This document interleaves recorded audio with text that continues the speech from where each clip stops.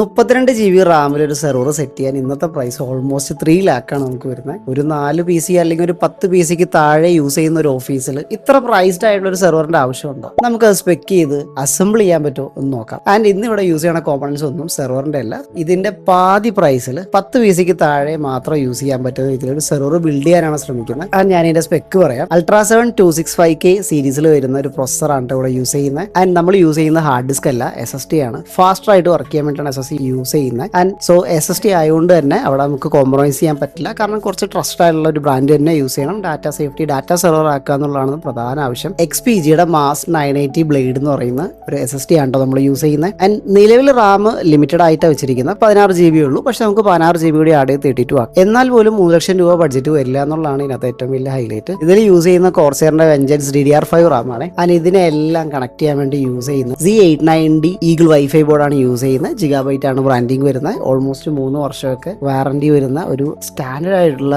ഒരു മദർ ബോർഡാണ്. ഇതിൽ ഒത്തിരി കണക്ടിവിറ്റീസ് വരുന്നുണ്ട് കേട്ടോ. ഒരു ഗെയിമിംഗ് ബോർഡ് തന്നെയാണ് ആക്ച്വലി Z890 എന്ന് പറയുന്നത്. വർക്ക് സ്റ്റേഷൻ ആയിട്ട് യൂസ് ചെയ്യാം. ആൻഡ് നമ്മുടെ പ്രൊസസർ ആക്ച്വലി അൺലോക്ക്ഡ് പ്രൊസസറാണ്. അതിന് നോർമൽ കൂളിംഗ് സിസ്റ്റം ഒന്നും പോരാ കൂൾ ഡൗൺ ചെയ്യാൻ. നമ്മൾ ഇവിടെ യൂസ് ചെയ്യുന്ന ഒരു ലിക്വിഡ് കൂളിംഗ് സിസ്റ്റം ആണ്. 2 ഫാൻ വരുന്ന 240 സീരീസിൽ വരുന്ന ആന്റി സ്പോർട്സിന്റെ ഒരു ലിക്വിഡ് കൂളിംഗ് സിസ്റ്റം ആണ്. ടെമ്പറേച്ചർ ഇതിൽ ഡിസ്പ്ലേഡ് ആണെന്നുള്ളത് കൊണ്ട് തന്നെ CPU ടെമ്പറേച്ചർ നമുക്ക് ട്രാക്ക് ചെയ്യാൻ പറ്റും. ആൻഡ് ഇതിനെല്ലാം നമ്മൾ പവർ അപ്പ് ചെയ്യാൻ ഉപയോഗിക്കുന്നത് ഒരു 650 വാട്ടിന്റെ SMBS ആണ് കേട്ടോ. ഭാവിയിൽ ഇതിനകത്തേക്ക് ഒരു ഗ്രാഫിക്സ് കാർഡ് ആഡ് ചെയ്യണമെങ്കിലും ആഡ് ചെയ്യാൻ കേട്ടോ. അതിനും കൂടി കോമ്പാറ്റബിൾ ആവുന്ന രീതിയിലാണ് SMBS വെച്ചിരിക്കുന്നത്. ആൻഡ് ഇതിന്റെ പ്രൈസ് വരുന്നത് വെറും 1,17,150 രൂപ മാത്രമാണ് കേട്ടോ.